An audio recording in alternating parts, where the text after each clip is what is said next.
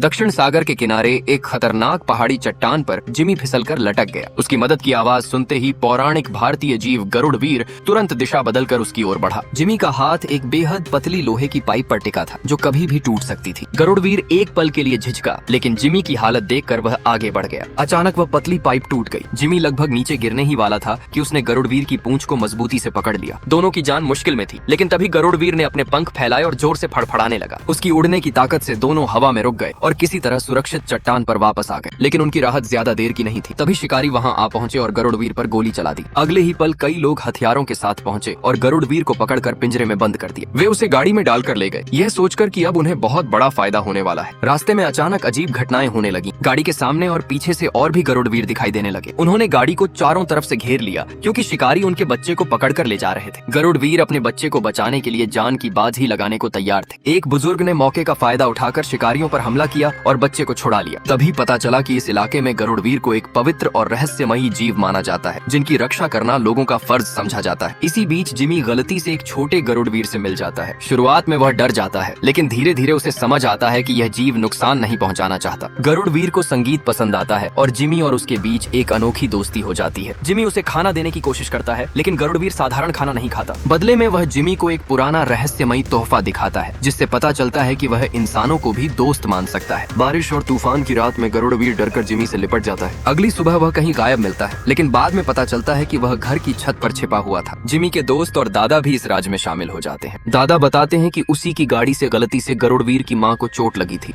और तभी से शिकारी उसके पीछे पड़ गए हैं। सब मिलकर छोटे गरुड़वीर को छुपाते हैं और उसे उड़ना सिखाने की कोशिश करते हैं, लेकिन शिकारी फिर से आ जाते हैं और छोटे गरुड़वीर को बेहोश करके ले जाते हैं। इस बार दादा हिम्मत दिखाते हैं, शिकारियों से गाड़ी छीन लेते हैं और बच्चे को बचाकर वापस उसी जगह ले जाते हैं जहां उसका परिवार रहता है। वहीं चट्टान के पास जिमी और छोटा गरुड़वीर आखिरी बार मिलते हैं। गरुड़वीर अपनी मां के साथ आसमान की ओर उड़ जाता है। दोनों की आंखों में आंसू होते हैं, लेकिन दिल में सुकून कि अब वह अपने परिवार के साथ सुरक्षित है। आखिर में जब जिमी विमान में बैठकर जा रहा होता है तो खिड़की से बाहर उसे फिर से छोटा गरुड़वीर उड़ता हुआ दिखाई देता है, जैसे वह कहना चाहता हो, दोस्ती कभी खत्म नहीं होती।